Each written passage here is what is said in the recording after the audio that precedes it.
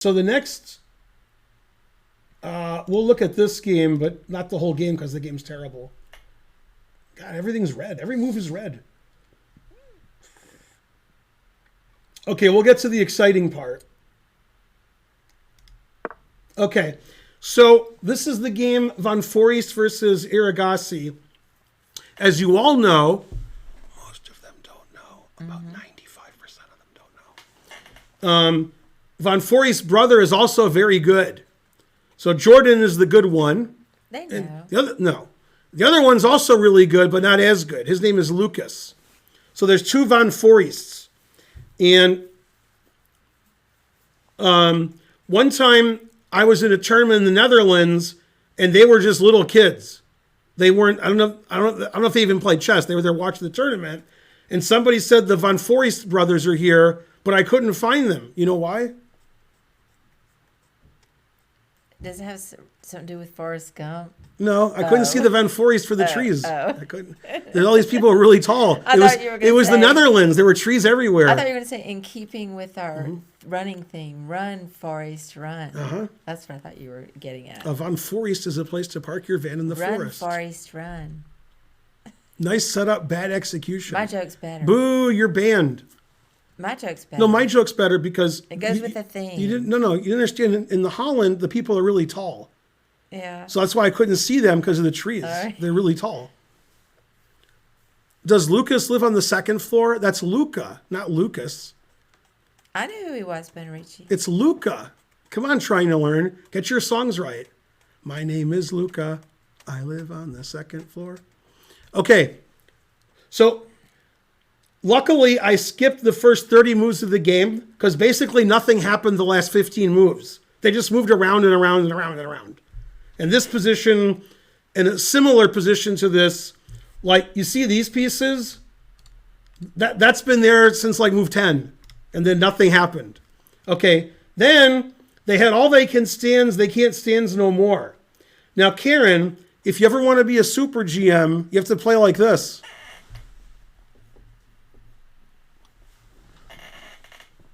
Okay, so black played a move you would never think of. Right, and then white played a move you would never think of. Wait, what? It's black's turn. Okay. Black played a move you would never think of. Then white's response you would also never think of. All right, well, go ahead. Because their moves are weird. Bad? They're not bad. They're just like, weird. Who would think of them? Queen G8. And I know why he played it. I guess he wants to put the bishop there. Yeah, bishop F7, attack the C pawn. Yeah. Okay. Then white, not to be outdone by Queen G8, Queen E1. So if you want to be super GM, move your queen back to the back row. One square. Okay. Then he played bishop F7, which is a mistake. Okay. The bishop here was defending this diagonal. So now white broke through with B5, which was actually correct. The first correct move of the game. Okay. And you don't want to take, because after knight takes, all your pawns are hanging. So he played C5, and now the knight comes into C6. Now, if the bishop was here, I literally wouldn't care about that. But now I figuratively do care about it. And in this position, black should have done something that Gufeld would say is blasphemy. However, Gufeld's not alive, so he can still do it. He has to give up his King's Indian bishop. He has to take this and then give up his bishop so the knight doesn't come hopping in. And then he can take the pawn on C6. Or he can play Queen E8 and take it later. Either one's fine. And black's doing fine here. And a lot of people just won't give up their King's Indian bishop. So they don't play the right move. So after knight C6, Erigaisi played a very bad move. Rook D7. Not good. And now Van Foreest played a brilliant move. And in this position, you'll notice Erigaisi played rook d7 defending his a-pawn. And then you'll also notice Van Foreest didn't notice that. So he just took it. Oh, snap. Now, this is a brilliant move. It's the best move. And what I didn't like was when he played the move, they have this on video, Van Foreest looked at Erigaisi and said, "Gotcha, bitch." I couldn't believe he did that. Anyway, So he took the knight, obviously, and then rook takes d6. So he sacked a piece, but that's a pretty good pawn, and that's a pretty bad pawn on b6. And here comes knight d5 and so forth. Also, here comes knight a4. So it's an excellent piece sacrifice. Now in this position, black's only hope is bishop takes c4, but he made a mistake because it's too complicated. Knight takes c4. Now we win the b6 pawn. Takes. And these two pawns are worth more than a piece. They're just too strong. And this knight's sort of out of play, and this pawn's very weak, and so forth. Now, if two engines were playing, black would put up a big fight, and maybe even black can draw, maybe. But when two humans are playing, and we're trying to figure out how to stop two passed pawns, and we're not an engine, we're not playing the right move. So in this position, bishop e5 is probably best. Knight f6 is close. He played knight f6, getting his knight back into the game. e5 is the best move. Knight d7 is the best move.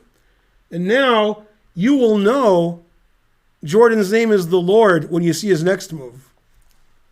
Yeah, Jorden actually finished the game pretty well. Yeah, what is it? What's the next move? Rook takes g6. God damn. So he didn't take the rook, which is correct not to take it. If you take it, I check. And you can't go here because this is mate. So you have to go here. Then I take this with check. And then king f8's the best move, but it doesn't matter. Then e6. Your knight's hanging. And bishop takes c5 if you move your knight, and so forth. And the engine says plus 1,000 for white. 3 passed pawns, what else? So rook takes g6 was best. He played knight takes e5, which is also best. Pretty good in time trouble. Rook d6 is best. And now black blundered. Black should play either king h8, getting his king off of this diagonal, or queen f8, attacking the rook and giving the king an extra square on g8. But instead he played rook e8, which is a mistake. Queen d2, which is an excellent move, threatening the pawn on f4, defending the rook. And now this pawn is attacked because his rook isn't defending it anymore. Queen f7, bishop takes c5. Rook c7 is a mistake. He should play rook d7. Bishop g1, and these pawns are just way too strong.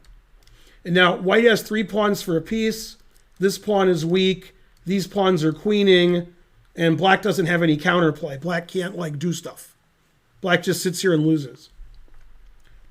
Now what's funny is the engine wants to play like a maniac because the engine knows in the long run it's going to lose. So the engine plays knight takes f3. God damn. Then after gf plays queen h5 and tries to get counterplay. Then after queen f4, bishop takes b5. And white's winning, but this is trickier. White's actually up 2 pawns here instead of being down a piece. Okay, but he played instead rook c8, a7. God damn. Bishop e6, knight e4, and the pawns are just too strong on the queen side. Queen d3, you can't take the rook because I double check you this way and then mate. So he played bishop f5, rook a6, not the best move, but it doesn't matter. Takes, knight e5 attacking the queen. Queen defends the rook on c1. Now we're threatening the queen. Never play f3, trying to get counterplay. White played the best move, queen f1, defending his pawn on g2. Takes. He took with the king, which is excellent because he wants to trade queens. He's looking to trade queens so he can get queens over here. You can't play queen g6 check because the rook is defending that. So he has to move his queen away. Then queen f5 check. And then bishop d4. And black resigned. You can't defend everything this pawn's queening, the rook is defending both, and you're down 3 pawns, and here I'm going to take the knight next move, and so forth. And he resigned. So actually, Van Foreest, the last 20 moves played pretty well. The middle 20 moves, not as good. And Erigaisi and Gukesh were having terrible tournaments, although Gukesh won a lost position this round, so he's improving. And the one who was having a great tournament, the one Indian teenager who was killing it, Pragdananda, he lost today. So basically the truth hurts. Now, wasn't Jorden Van Foreest part of Magnus's team to get him ready for I believe so. World And 2 years ago, he won this tournament, even though he was the lowest rated player. I remember that. Yeah. I remember.